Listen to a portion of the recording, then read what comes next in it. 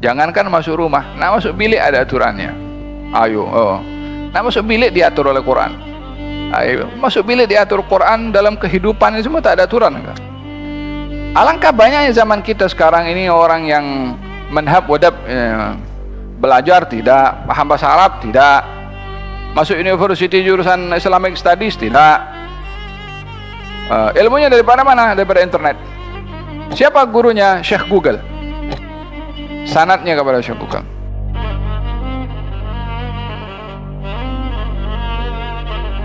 Di dalam salah satu surat Al-Quran ada surat Al-Hujurat.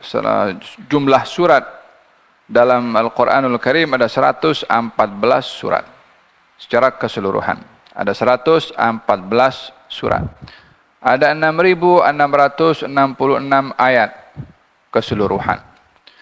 Dari pada 114 surat ini dan 6.666 ayat ini yang menjelaskan segala kita punya keperluan dalam kehidupan, yang relevan di setiap zaman, walaupun sudah 14 abad yang lalu Al-Quran diturunkan.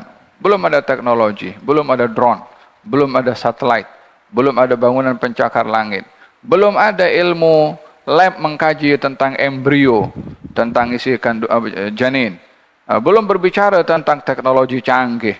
Tapi Al-Quran 14 abad yang lalu ini diturunkan sesuai pada zaman teknologi, zaman milenium, dan zaman yang akan datang. Mungkin teknologi yang akan datang lebih canggih daripada sekarang. Al-Quran relevan pada 14 abad yang lalu sampai sekarang 1400 tahun. Mana ada kitab boleh relevan 1400 tahun, boleh sesuai setiap zaman.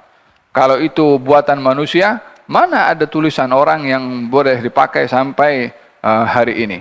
Adapun buku-buku yang menulis, buku Imam Ghazali, walaupun abad yang ke-6 Hijrah sampai hari ini dibaca, buku Imam Ghazali itu kan diambil daripada Al-Quranul Karim juga. Jadi relevannya buku Imam Ghazali bukan karena buah fikirannya, tapi mengambil buah fikiran itu daripada Al-Quranul Karim, daripada hadis Nabi Muhammad SAW, yang kedua-dua ini sumber rujukan kepada agama, dan agama itu adalah firman Tuhan, Tuhan yang menciptakan zaman. Jadi firmannya sesuai dengan setiap zaman. Kalau tidak akan jadi expired, macam jadi buka pembicaraan dan kata-kata orang lain. Dan ini yang membezakan antara firman Tuhan dengan kata-kata manusia. Sampai hari ini relevan. Hanya manusia tidak mengkaji. Kalau mengkaji isi kandungan Al-Quranul Karim, dia akan dapati segala apa masalah dalam kehidupannya. Dalam masalah apapun juga. Dalam pemerintahan, dalam keluarga, dalam jiran, dalam masyarakat, dalam bersosial, dalam berniaga, dalam berbisnis, dalam apapun juga. Ada dalam Al-Quranul Karim. Hanya diperlukan pengkajian yang lebih mendalam. Salah satu surat daripada 114 surat ini, surat Al-Hujurat. Surat Al-Hujurat. Al-Hujurat plural atau jamak daripada hujrah. Hujrah itu bilik. Merujuk kepada bilik-bilik istri Nabi SAW. Baginda Rasulullah ada rumah dan ada 9 bilik. Karena istri baginda Rasulullah SAW ada 9 yang hidup setelah wafatnya Rasulullah. Ada 2 orang yang meninggal sebelum Rasulullah SAW. Tidak ingin berbahas panjang mengenai asbab perkahwinan Nabi kepada 9 atau 11 orang yang diperistrikan oleh Rasulullah. Kesimpulannya, pernikahan baginda Rasulullah SAW adalah satu perintah dari Allah pada satu aspek. Yang kedua adalah untuk menjaga kehormatan kaum wanita yang suaminya terkorban dalam peperangan dan tak ada menjaga kepada mereka, maka baginda Rasulullah yang mengahwini kepada mereka. Rumah mereka berada di kawasan belakang Masjid An-Nabawi, bilik demi bilik macam itulah, satu orang satu bilik macam tu. Oleh kerana ayat ini berbicara tentang satu peristiwa yang terjadi kepada Rasulullah, sementara Rasulullah berada dalam satu bilik daripada istri-istri yang lainnya. Ketika dipanggil oleh orang yang daripada Badui, memanggil Nabi Muhammad dengan cara tidak sopan, dan terburu-buru, tergesa-gesa, menyalahi adab dan sopan santun, maka ditegur oleh Allah Subhanahu wa taala dan turunlah surat Al-Hujurat yang akan kita bahas. Intinya Nabi berada dalam satu bilik. Tapi surat ini diberi nama bilik-bilik. Merujuk kepada kehormatan satu bilik dengan bilik yang lain sama. Artinya perlulah kita memahami bahwasanya di dalam rumah kita ada aturan yang dipandu oleh syariat hatta bilik kita. Kalau tidak, untuk apa ada surat Quran namanya bilik? Bilik itu kan hal yang lebih private daripada ruangan yang ada dalam rumah kita. Rumah kita itu ada ruang tamu lebih open, tapi bilik lebih private.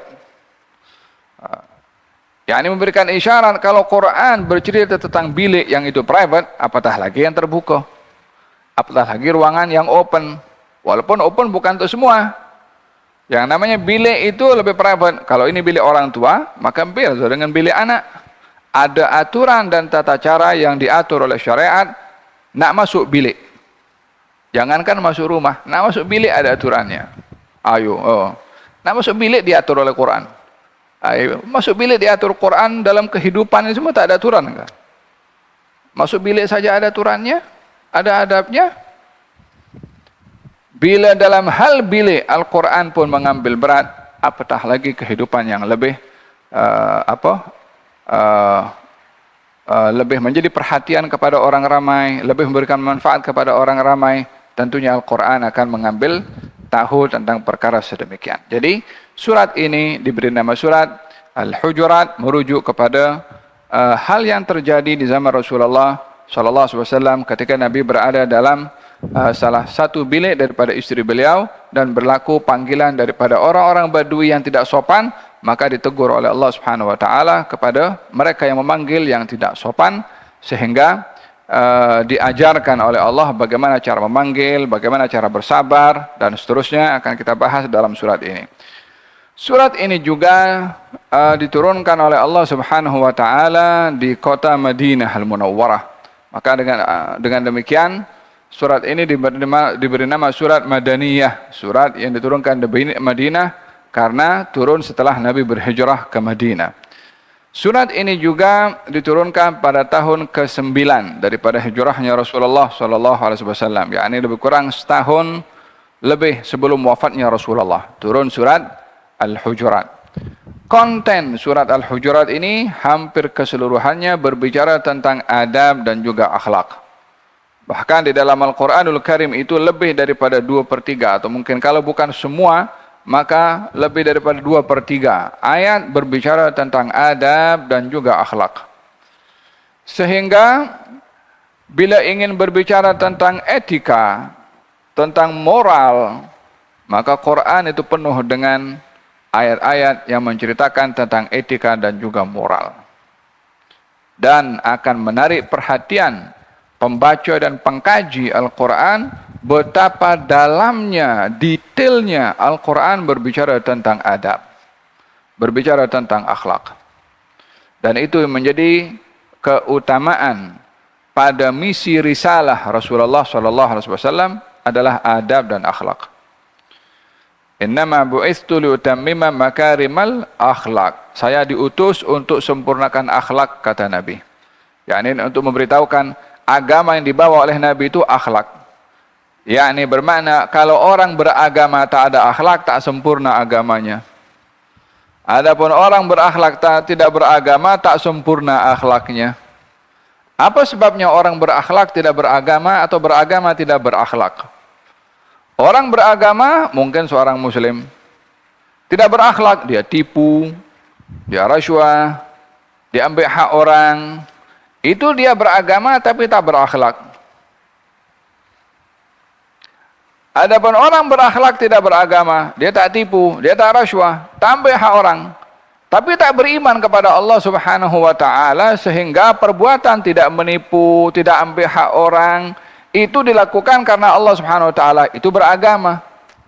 Tapi kalau orang berakhlak tidak beriman, ya dia kenapa dia tidak menipu? Ialah karena tipu tak baik. Tapi tak ada dia berbuat tidak menipu orang itu karena Allah Subhanahu wa taala. Yang menjadi ibadah kalau melakukan satu perbuatan yang baik karena Allah, barulah itu menjadi satu ibadah.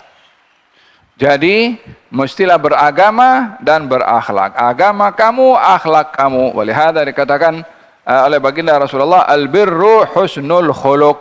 Kebajikan itu secara keseluruhannya kalau disimpulkan itu terletak pada akhlak yang baik. Ayat ini, surat ini, kontennya berbicara tentang akhlak, tentang adab kepada Allah, kepada Rasulnya, bagaimana menyikapi kepada orang-orang yang dipilih oleh Allah, bagaimana bersikap kepada para munafik, bagaimana bersikap dengan sesama muslim, tidak boleh menghina, tidak boleh merendahkan orang lain, tidak boleh berburuk sangka kepada orang lain, mengintai, mengumpat. Semua berbicara tentang adab dan akhlak dalam surat Al-Hujurat. Ya, kita akan lalui satu demi satu ayatnya untuk kita mengambil inspirasi daripada firman-firman Allah Subhanahu wa taala. Ayat ini sebagaimana saya katakan diturunkan pada tahun ke-9 daripada hijrahnya Rasulullah sallallahu alaihi wasallam. Dengan demikian, kita bila membaca tentang umur dan usia agama ini tidak terlepas daripada perkembangan agama pada masa tahun demi tahun yang dilalui oleh agama daripada lahirnya agama. Agama ini lahir pada usia Nabi 40 tahun dan Nabi meninggal dunia pada usia 63 tahun. Berarti usia agama ini 23 tahun. Usia agama pada tahun pertama, kedua, ketiga berbeza ketika dengan usia agama pada tahun sudah hampir wafatnya Rasulullah. Bezanya tahun-tahun awal jumlah orang Islam sedikit. Tahun-tahun akhir jumlah orang Islam ramai. Yang sedikit mudah dikesan jumlahnya, orangnya. Tapi kalau sudah ramai orang masuk Islam di beberapa wilayah pun sudah meluas, maka kita melihat luasnya tersebarnya agama ini menunjukkan banyaknya orang masuk Islam dan juga perwatakan orang yang masuk Islam itu berbeza. Yang awal-awal mudah dikawal, mudah dikontrol, baik-baik belaka semua.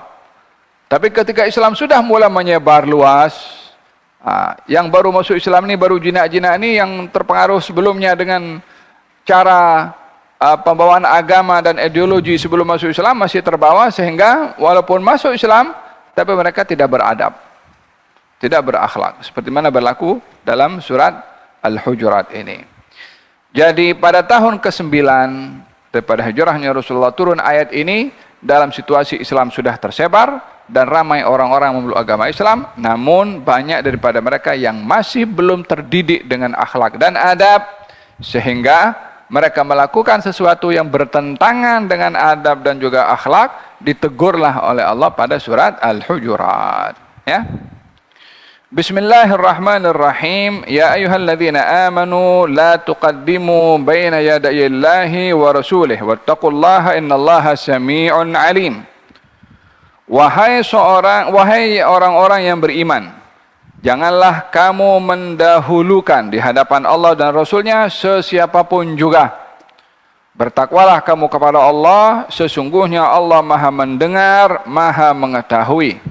Maha mendengar apa yang kamu kata, Maha mengetahui apa yang kamu simpan. Ayat ini berbicara tentang satu peristiwa yang terjadi di zaman baginda Rasulullah, yaitu ada kabilah Bani Tamim yang datang untuk berjumpa dengan Rasulullah SAW. Satu grup. Saat sudah jumpa dengan Nabi dan mengungkapkan imannya, setianya kepada Nabi, maka baginda Rasulullah SAW dicadangkan oleh dua orang. Yang pertama oleh Sayyidina Umar, yang kedua oleh Sayyidina Abu Bakar As-Siddiq.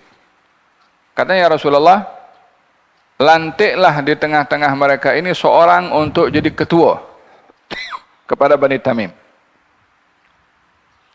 supaya ada yang dilantik menjadi wakilnya Nabi dalam menjaga mereka, jadi amir. Jadi apa-apa dirujuk kepada amirnya ini. amir dalam kelompok, amir dalam grup. Tujuan pelantikan amir ini supaya menjaga kepada jemaahnya, supaya apa yang terjadi, apa keperluan mereka, apa masalah mereka, amir itu bertanggung jawab. Dan itu perkara yang strategi, disebabkan oleh kerana adanya ketua menyebabkan segala perkara lebih teratur rapi. Kalau tidak, semuanya jadi ketua, jadi kacau. Siapa jadi yang akan yang dipimpin? Kalau semuanya pemimpin. Sayyidina Abu Bakar mencadangkan seorang, Sayyidina Umar mencadangkan orang lain. Ada di antara mereka yang bernama Qa' bin Ma'bad. Yang dicadangkan oleh Sayyidina Abu Bakar, oleh Sayyidina Umar, Aqra' bin Habis, atau sebaliknya. Falhasil, mereka berdua ini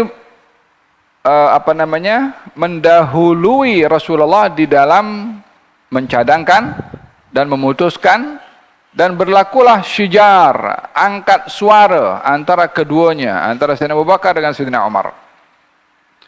Abu Bakar mencadangkan seorang, Sayyidina Umar mencadangkan seorang lain. Sayyidina Abu Bakar marah. Ma aradta illa khilafi. Engkau ini selalu berseberangan dengan aku. Kata Sayyidina Abu Bakar. Kata Sayyidina Umar, ma'aradtu khilafak. Saya tak nak berseberangan dengan kamu, saya hanya memberi cadangan saja. Dijawab balik oleh Sayyidina Abu Bakar, jawab balik oleh Sayyidina Umar. Terangkat suara di hadapan Rasulullah. Terangkat suara di hadapan Rasulullah. Turun ayat ini. La tuqaddimu baina yadayillahi wa rasulih. Kamu jangan mendahului. Selagi Nabi ada di hadapan kamu, dia number one. Kamu punya pikiran, kamu punya pilihan, kamu punya selera, kamu punya keinginan, kamu punya tindakan, kamu punya kebijaksanaan, number 99. Orang ini dulu saya kena putuskan. Kekasih aku ini yang kena sebut dulu. Dia yang pertama. Tolak tepi semua kamu punya keinginan. Dia dulu. La tuqaddimu baina yadayillahi wa rasulih. Ya subhanallah. Kamu jangan mendahului di hadapan Allah dan Rasulnya. Padahal mereka ini kan berselisih di hadapan Nabi. Tapi Allah kata, kamu jangan mendahului Allah. Padahal dia berselisih di hadapan Nabi. Kenapa dikatakan Allah? Karena Nabi ini utusannya Allah. Apa yang diputuskan itu keputusannya Allah. Apa yang ditentukan itu adalah ketentuannya Allah subhanahu wa ta'ala. Jadi tindakan Nabi itu adalah yang dipilih oleh Allah subhanahu wa ta'ala. Jadi yang melanggar Nabi melanggar kepada Allah. Yang mendahului Nabi mendahului Allah subhanahu wa ta'ala. Maka dengan demikian bukan sembarangan orang itu kalau kurang ajar kepada Nabi, dia kurang ajar dengan Allah subhanahu wa ta'ala. Sebab Nabi ini tidak boleh dilihat insannya, siapa yang utus kepada beliau. Nah, itu yang mesti dilihat. Lihat ketika Sayyidina Abu Bakar Siddiq dan Sayyidina Umar bin Khattab waktu itu mendahului Nabi dalam beberapa hal dan terangkat suara di hadapan Nabi, ditegur oleh Allah Subhanahu wa taala. Ya ayyuhalladzina amanu. Tapi tegurannya itu bukan kepada dua orang, hai Abu Bakar dan Umar, hai dua orang, tidak. Wahai orang-orang beriman, supaya teguran itu bukan khas, tapi itu teguran umum kepada semua. Jangan hanya dua orang ditegur, yang lain boleh buat. Tidak. Dalam istilah ulumul Quran, al-ibratu bi umumil lafadz la bi khususi as-sabab. Yang menjadi tolak ukur itu bukan sebab turunnya saja, tapi general lafaz yang digunakan oleh Allah dalam Quran itu yang menjadi neraca untuk menjadi panduan kepada semua umat. Jadi ayat ini walaupun turun teguran kepada Sayyidina Abu Bakar dan Sayyidina Umar secara khusus, tapi bukan hanya untuk mereka berdua, untuk semua. Karena ayat diturunkan untuk semua, bukan untuk golongan-golongan tertentu. Di dalam Al-Quranul Karim bila disebutkan ya ayyuhalladzina amanu, wahai orang-orang yang beriman, ada uslub dalam Al-Quran, cara Allah memanggil. Itu kalau dipanggil wahai orang-orang beriman, dia berbeza dengan kalau memanggil wahai sekalian manusia. Bila disebut orang-orang beriman, Ianya merangkumi laki-laki dan perempuan, jin dan juga manusia. Bila disebut wahai orang-orang beriman, ada berita penting yang terkait dengan keimanan orang yang dipanggil. Biasanya akan terkait dengan perintah dan juga larangan. Karena perintah dan larangan ini dalam hukum hakam itu wajib dilakukan oleh orang-orang yang beriman. Yang tidak beriman, karena wajib beriman dulu, baru melaksanakan perintah-perintahnya boleh benar. Kalau orang tidak beriman, nak pergi haji. Orang tidak beriman, nak pergi sholat. Tak sah sholatnya. Dia rukuk, dia mungkin baca Fatihah. Dia tak beriman kepada Allah Subhanahu wa taala. Kaum munafikin itu sholat juga. Tapi tak ada kesan pada salat kaum munafikin. Wa idza qamu ila sholati qamu kusala yura'una an-nasa wa la yadhkuruna Allah illa qalila. Mereka kaum munafikin itu kalau salat malas. Dan kalau berzikir mereka riya, berzikir. Kalau melakukan perbuatan salat nak menunjuk. Allah berfirman dalam Al-Quran, innal munafiqina fid darkil asfal minan nar. Orang munafik berada dalam neraka yang paling bawah. Dia sholat, dia zikir. Iya, dia sholat tak beriman, dia berzikir tidak beriman. Dan dalam hal ini bila disebut wahai orang beriman, merangkumi laki-laki, perempuan, jin dan juga manusia, dan merujuk kepada perintah yang sesuai dengan kedudukan orang yang beriman. Adapun panggilan ya ayuhan nas, wahai sekalian manusia, biasanya tertuju kepada orang Islam dan bukan orang Islam. Tentang berita, tentang tafakkur, yang itu adalah general kepada orang beriman dan juga orang tidak beriman. Ya ayuhan nasu taqu rabbakumul ladzi khalaqakum min nafsin wahidah. Wahai sekalian manusia, takutlah kamu kepada Tuhan kamu yang menciptakan kamu daripada satu nyawa. Ya kan? Ini mengajak kepada semua orang, muslim ke bukan muslim ke, pikir kamu ada di dunia ini macam mana. Ya kan? Ya, saya dilahirkan orang tua saya, yang orang tua kamu siapa melahirkan? Ya orang tuanya. Orang tuanya siapa melahirkan? Orang tuanya. Nah, sampai siapa? Sampai Nabi Adam. Adam macam mana? Siapa melahirkan Nabi Adam? Tak tahu siapa orang tua Nabi Adam. Tuhan yang menciptakan Nabi Adam. Kamu berimankah dengan Tuhan itu? So di sini berbicara tentang tafakkur. Makanya dalam ayat tadi bercerita tentang aslul khilqah, asal usul ciptaan manusia. Oleh hal dikatakan nikmat yang paling besar diberikan oleh Allah adalah nikmatul ijad dan nikmatul imdad. Nikmatul ijad, nikmat dicipta. Nikmatul imdad, nikmat pemberian nikmat yang diberikan oleh Allah Subhanahu wa taala setelah nikmat diadakan. Nikmat sehat, kaya, semua itu kan setelah ada. Kalau tidak, macam mana akan menikmati sehat kalau orangnya tak ada? Ya ayyuhalladzina amanu la tuqaddimu baina yadayillahi wa rasulih. Ini asbab turunnya ayat Al-Quranul Karim surat Al-Hujurat yang melarang kaum muslimin, orang-orang beriman mendahului Allah dan juga Rasulnya dalam apapun juga, dalam fatwa, dalam cadangan, dalam apa. Oleh hadza kalau sahabat radhiyallahu anhum bila ingin memberikan satu cadangan yang berbeza dengan apa yang diinginkan oleh Rasulullah, tanya dulu. Ya Rasulullah, boleh saya beri cadangan? Macam itu sebenarnya Al-Hubab ibn Mundhir. Al-Hubab ibn Mundhir, salah seorang sahabat Nabi yang ikut dalam perang Badar. Dalam peperangan Badar, Nabi pilih satu tempat untuk menjadikan tempat berhadapan dengan kaum musyrikin. Ya, ini ada satu tempat yang Nabi pilih. Kita tunggu di sini dan kita berhadapan dengan mereka di sini. Al-Hubab ibn Mundhir bertanya, ya Rasulullah, tempat ini kamu pilih, adakah ini wahyu? yakni no negotiate lagi, ini sudah ditentukan khalas, atau kami boleh beri cadangan yang lain? Kata Nabi, ya silahkan. Ini bukan wahyu, ini pilihan, ijtihad. Silahkan beri cadangan.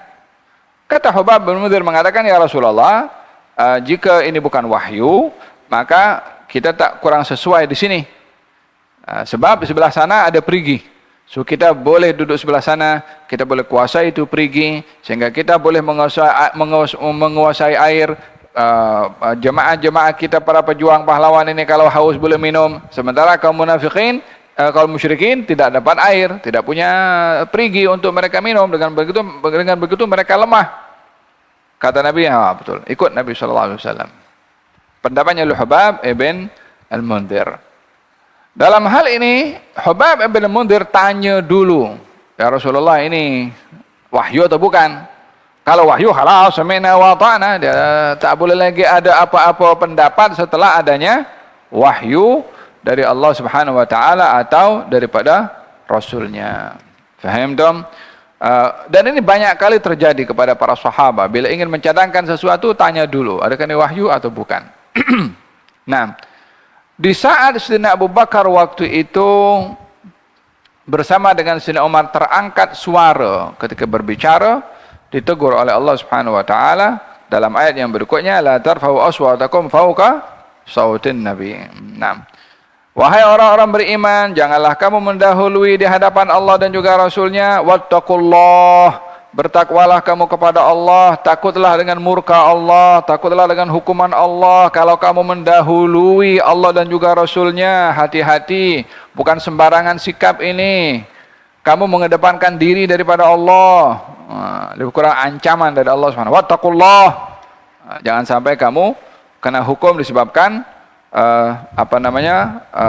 gopoh dengan pendapatnya, sehingga mendahulukan pendapatnya berbandingkan Allah dan juga Rasulnya. Di sini kita belajar bahwasanya di dalam kita berijtihad, dalam kita berpendapat, dalam kita ingin menyampaikan cadangan, jangan sampai apapun tindakan cadangan itu bertentangan dengan Allah dan juga Rasulnya. Sebagaimana saya katakan, larangan ini bukan untuk Sayyidina Abu Bakar saja, bukan untuk Sayyidina Umar saja, untuk kita pun juga. Faham dong? Bila sudah dikatakan oleh Allah seperti ini, khalas.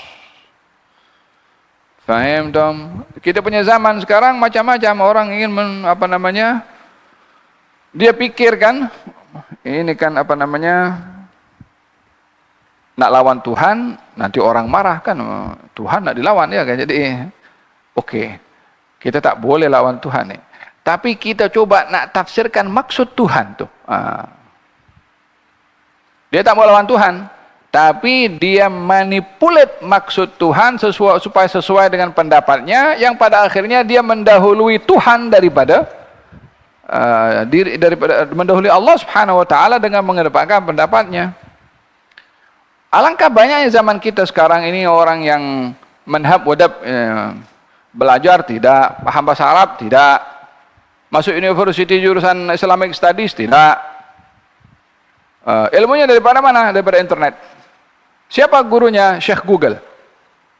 Sanadnya kepada Syekh Google.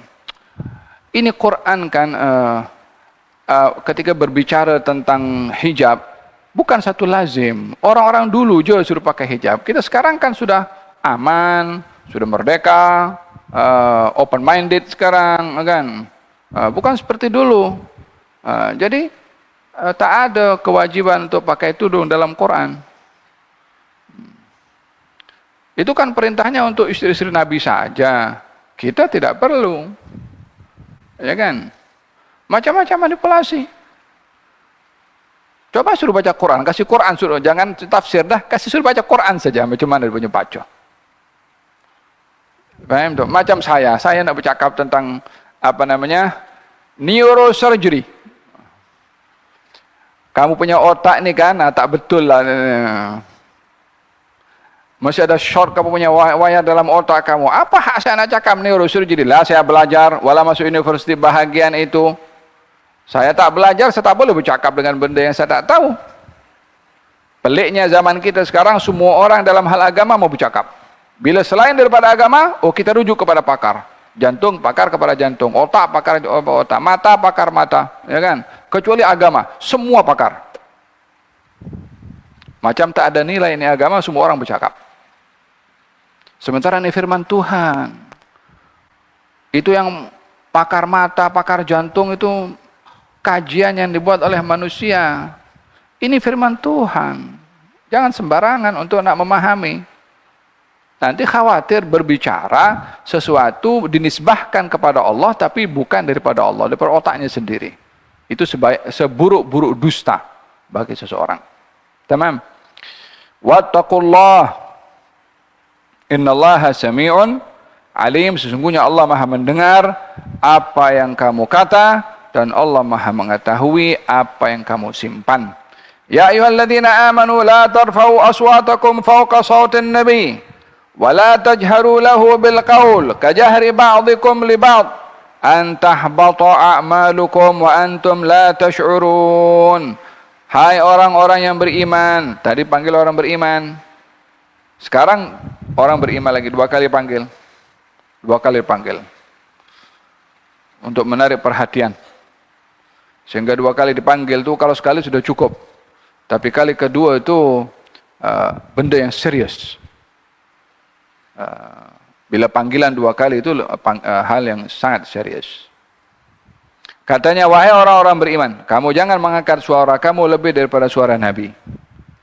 Dan jangan kamu mendahului dalam suara itu di hadapannya, dalam pendapat kamu. Jangan kamu mengangkat suara mendahului pendapatnya Nabi. Dan jangan kamu kedepankan pendapat kamu sebelum pendapat Rasulullah sallallahu alaihi wasallam. Ketika perselisihan antara Sayyidina Abu Bakar dan Sayyidina Umar tentang pelantikan siapa yang layak dilantik untuk Bani Tamim, dan mereka berselisih, terangkat suara. Maka Allah Subhanahu wa taala menegur. Bukan hanya mendahului Rasulullah, tapi intonasi suara melebihi daripada intonasi suara Rasulullah. La tarfa'u aswatakum fawqa sawtin nabi. Ya salam, diajarkan protokol dalam berbicara. Kita dalam dunia kita ini kalau jumpa dengan orang-orang tertentu, ada protokol untuk kita berbicara. Ya kan? Kalau kita berbicara dengan sultan contohnya. So kita berpatik, Your Majesty, ya kan? Tuanku, ya kan? Ada protokolnya. Kalau kita panggil orang-orang yang ada kedudukan, yang berhormat, yang amat berhormat, ya kan, yang berbahagia, yang amat berbahagia.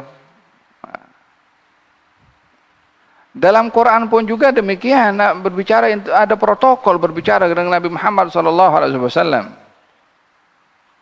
Berbahas berkenaan dengan suara. Kalau dalam Al-Quranul Karim, Allah Subhanahu wa taala berfirman, waqsid fi masyika waghdud min sautika inna ankaral aswat la sautul hamir. Kalau kamu berjalan, hendaklah kamu berjalan dengan tawadhu, jangan sombong. Kalau kamu berbicara, intonasi suara itu diperhatikan. Karena seburuk-buruk suara itu suara keledai. Ini orang kalau bercakap tak jaga intonasi suara itu macam keledai. Ini intonasi suara Allah Subhanahu wa taala perhatikan dalam berbicara. Berjalan di atas muka bumi dipantau oleh Allah Subhanahu wa taala. Apa tujuan kamu berjalan? Jalan sini bukan hanya jalan kaki, hatta naik kereta pun juga. Kamu berjalan apa dalam hati kamu? Sombong, takabur, nak tunjuk kamu hebat, nak tunjuk kamu sukses. Itu dipandang oleh Allah Subhanahu wa taala. Waqsid fi masyika. Kalau kamu berjalan jangan sombong, sederhana, tawadhu, siapapun kamu. Waghdud min sautika, rendahkan suara kamu dalam berbicara, jangan tengking-tengking, jangan angkat suara, jangan keluarkan kata-kata yang tak baik. Itu kepada umumnya manusia, apatah lagi kepada baginda Rasulullah sallallahu alaihi wasallam. La tarfa'u aswatakum fawqa sawtin nabi. Adab yang kedua, kamu jangan angkat suara lebih daripada suara Nabi. Mula daripada teguran ini, la Sayyidina Abu Bakar wala Sayyidina Umar tidak pernah berbicara di hadapan Rasulullah kecuali Hamzah. Tahu Hamzah apa itu? Perlahan suaranya. Sampai Nabi tanya, apa kamu cakap? Apa kamu cakap? Karena terlalu rendah. Dah kena tegur. Takut intonasi suara itu melebihi daripada suara Nabi SAW, antahbata a'malukum. Oh, diancam oleh Allah Subhanahu wa taala. Kalau kamu kurang ajar kepada Nabi ini dengan mengangkat suara kamu lebih daripada suara Nabi, semua amal baik kamu aku hapuskan. Tuhan berbicara seperti itu. Yang memberi pahala kepada dia atas amal ibadahnya kan Allah Subhanahu wa taala. Dia berhak nak ambil balik. Kita ke zaman kita sekarang kan ada orang diberi pangkat karena dia mungkin buat hal tak betul, tarik balik dia punya pangkat. Ada atau tak ada? Ada? Kita pun dalam Quran pun ada. Yang kurang ajar dengan baginda Rasulullah sallallahu alaihi wasallam diancam oleh Allah, antahbata a'malukum, akan digugurkan pahala amal kamu hatta sebanyak mana amal ibadah terpulang kepada dia. Dia nak buat, dia Tuhan. Yakni kalau sampai ancaman itu digugurkan semua pahala, berarti pelanggarannya bukan kecil. Pelanggarannya bukan remeh-temeh. Tak mungkin Tuhan akan menghukum dengan berat kalau perbuatan yang dilakukan itu perbuatan yang kecil. Dikatakan orang itu kalau menghukum orang lain lebih daripada kadar kesalahannya, hukumannya itu zalim kepada orang zalim. Ya sama-sama zalim, yang menghukum zalim, yang dihukum juga zalim juga. Yang dihukum zalim karena perbuatan salahnya, yang menghukum zalim karena menghukum lebih daripada kesalahannya. Jadi hukuman itu mesti seimbang dengan kesalahan. Faham tuh? Kalau ada zaman Rasulullah SAW ada orang pukul hamba sahayanya karena hamba sahayanya nakal. Kata baginda Rasulullah, Allahu Akbar alaik. Allah lebih mampu untuk bertindak kepada kamu daripada kamu menindak kepada engkau punya hamba sahaya. Kalau orang itu toleh di belakang, ternyata Rasulullah SAW. Kalau ya Rasulullah, apa yang saya lakukan ini adalah salah. Kalau kamu menghukum kepada dia lebih daripada kesalahannya, maka kamu zalim kepada dia. Kata lelaki itu, kalau begitu ya Rasulullah, aku bebaskan hamba sahaya ini. Katanya, kalau kamu tidak lakukan, kamu akan binasa. Hamba sahaya, ya, hamba sahaya itu bukan kamu yang cipta. Itu kan ciptaan Tuhan. Apa hak kamu untuk melanggar ciptaan Tuhan? Yang cipta itu hamba sahaya, mengubah statusnya menjadi hamba, bukan Tuhan yang dia ciptakan dia sebagai hamba sahaya. Manusia yang ubah status. Dilahirkan manusia itu bebas.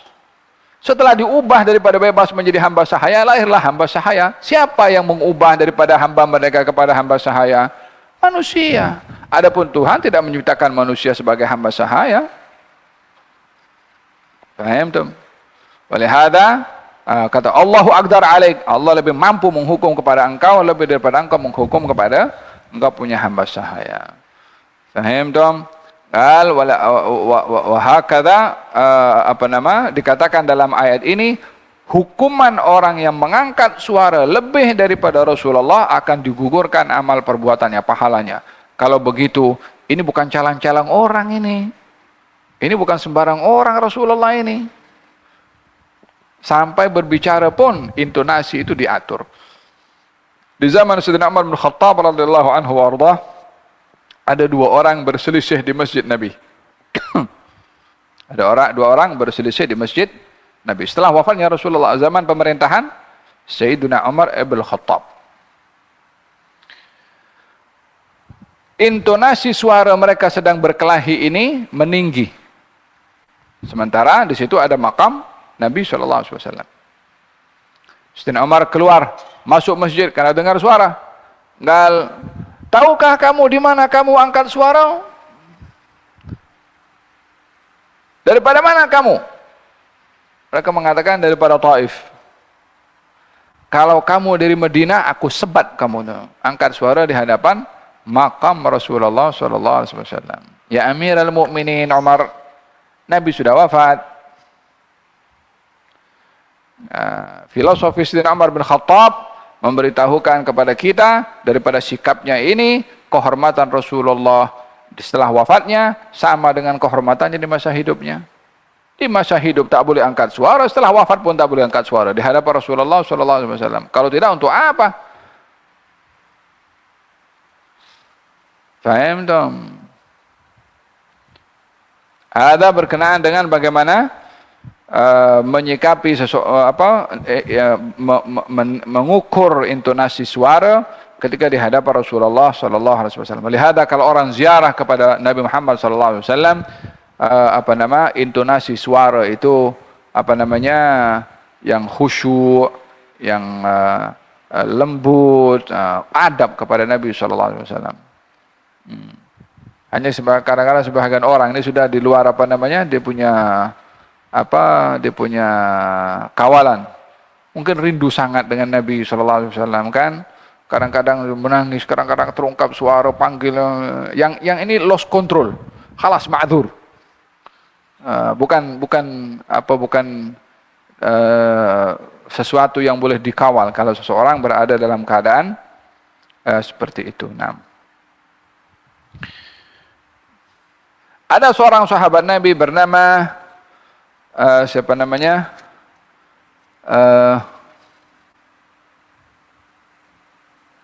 Thabit bin Qais bin Syammas. Thabit bin Qais bin Syammas. Thabit bin Qais ini salah seorang sahabat Nabi yang semula jadi suaranya itu tinggi. Ini kalau bercakap biasa, dah intonasinya dia punya volume itu dah memang high level. Jadi tak boleh nak rendah lagi dah. Kalau intonasi suara biasa itu masih boleh. Ini sudah memang original. Ketika ayat ini turun, ya ayyuhalladzina amanu la tarfa'u aswatakum fawqa sautin nabi. Hai orang beriman, jangan kau angkat suara kamu lebih daripada suara Nabi. Dia kata, Allah, aku kena tegur dengan Allah dah. Aku punya suara lebih tinggi daripada Nabi dah. Aku ini sudah dihapuskan, aku punya amal baik oleh Allah Subhanahu wa taala sebab aku punya suara lebih tinggi daripada Nabi. Dia pergi ke rumah, duduk di rumahnya, dia menangis karena menganggap dirinya tidak sopan di hadapan Rasulullah sallallahu alaihi wasallam. Sementara itu Nabi beberapa kali dalam tak nampak mana Thabit. Siapa di antara kamu yang boleh cari Thabit bin Qais? Seorang sahabat mengatakan, ya Rasulullah, biar aku cari. Dia datang pergi ke rumahnya.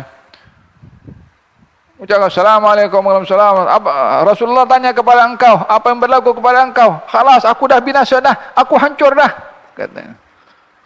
Kenapa engkau hancur? Allah tegur aku dalam ayat, la tarfa'u aswatakum fawqa sautin nabi. Aku celaka, aku termasuk ahli neraka dah.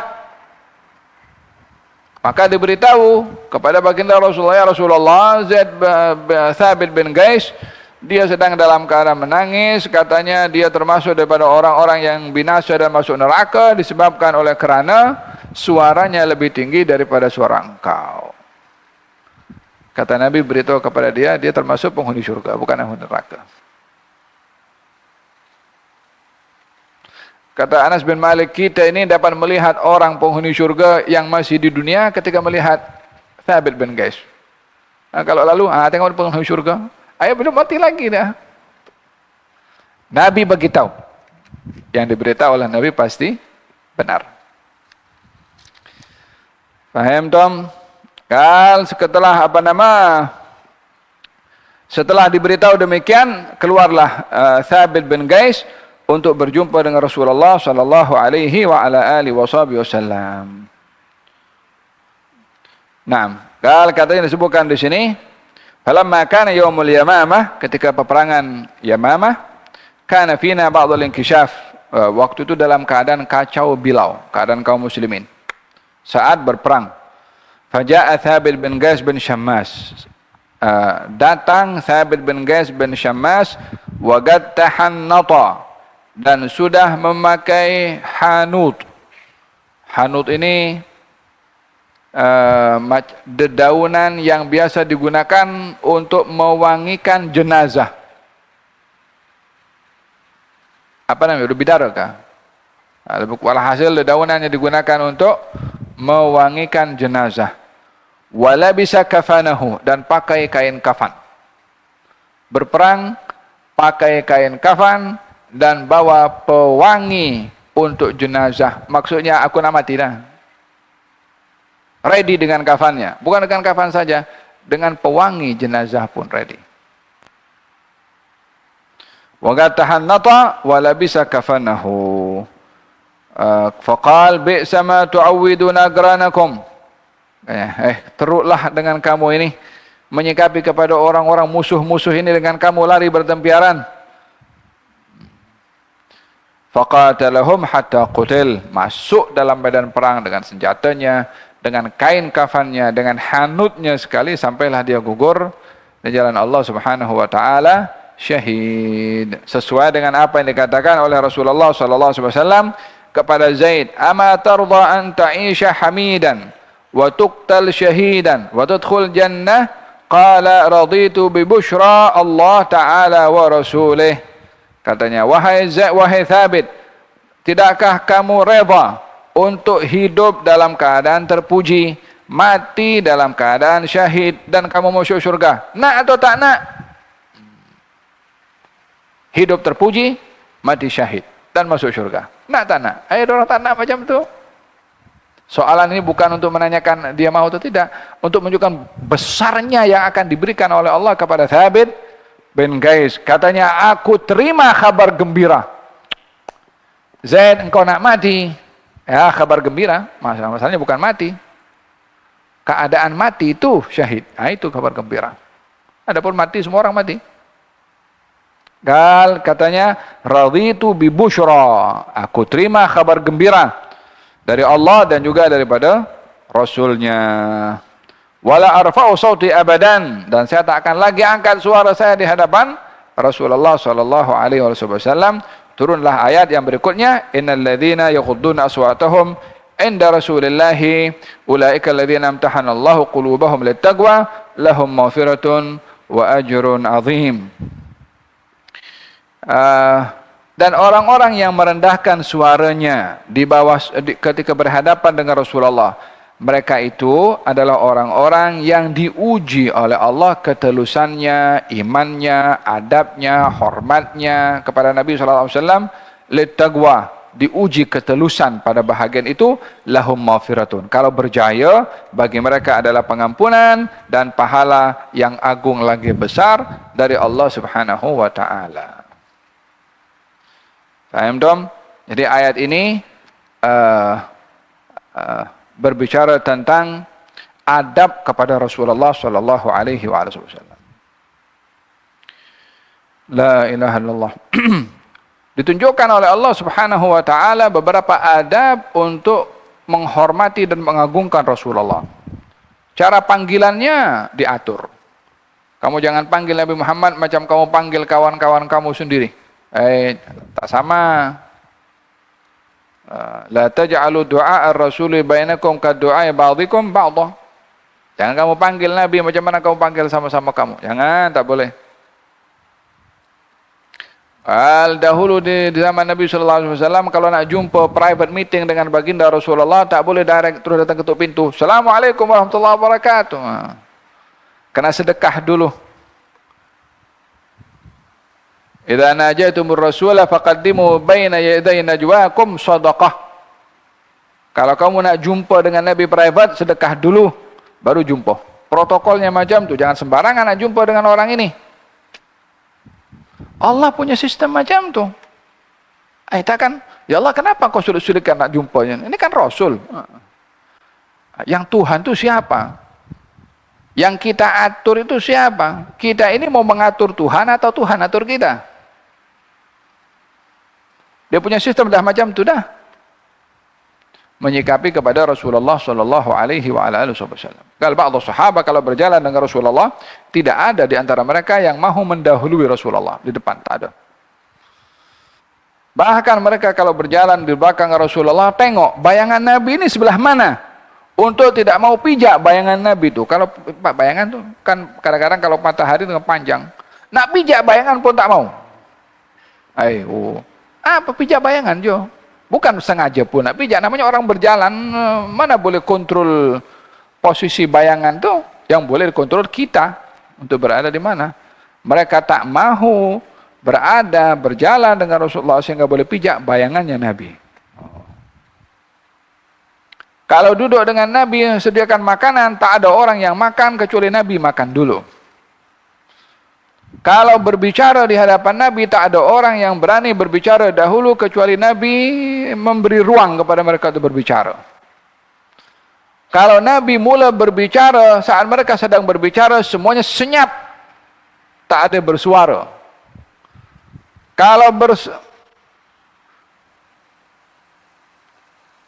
Kalau memerintahkan sesuatu, semuanya berebut untuk melaksanakan perintahnya. Wahakata dimuliakan oleh para sahabat, sehingga tidak dikatakan, dikatakan dalam Urwah bin Mas'ud Ats-Tsaqafi, aku tak pernah tengok orang sanjung orang lain macam mana sahabat Muhammad sanjung kepada Muhammad sallallahu alaihi wasallam. Katanya Urwah bin Mas'ud Ats-Tsaqafi yang menjadi juru runding dalam perdamaian Hudaybiyah. Katanya, ya kaum, aku ini sudah jumpa dengan ketua Kisra di Persia, ketua Rum, Kaisar di Rum, aku sudah jumpa semua. Tapi aku tak pernah tengok orang itu sanjung orang lain macam mana sahabat Muhammad sanjung Muhammad.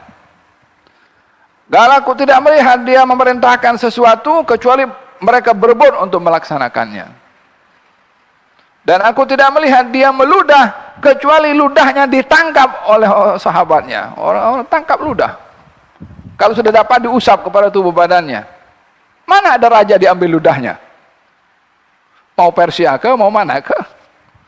Kecuali Rasulullah SAW. Ma tanakhama nukhamatan. Tidak mengeluarkan ludah. Bukan ludah saja. Nukhama itu kahak. Kecuali diambil. Sallallahu alaihi wasallam. Itu sikapnya sahabat kepada Rasulullah sallallahu alaihi wasallam. Fahimtum? Moga-moga Allah Subhanahu wa taala anugerahkan kepada kita ta'zim kepada orang yang dita'zim oleh Allah Subhanahu wa taala, sehingga dengan mengagungkan beliau, mengagungkan Allah Subhanahu wa taala, dan juga memuliakan kepada beliau, memuliakan kepada Allah Subhanahu wa taala. Kalau orang itu kurang ajar kepada Nabi akan digugurkan pahalanya, kalau orang menyanjung Nabi akan diangkat dan dilipat gandakan pahalanya oleh Allah Subhanahu wa ta'ala. Amin Allahumma amin. Bisir al-Fatiha wa ila hadratin Nabi Muhammad sallallahu alaihi wasallam. Al-Fatiha. Bismillahirrahmanirrahim. Ar-Rahman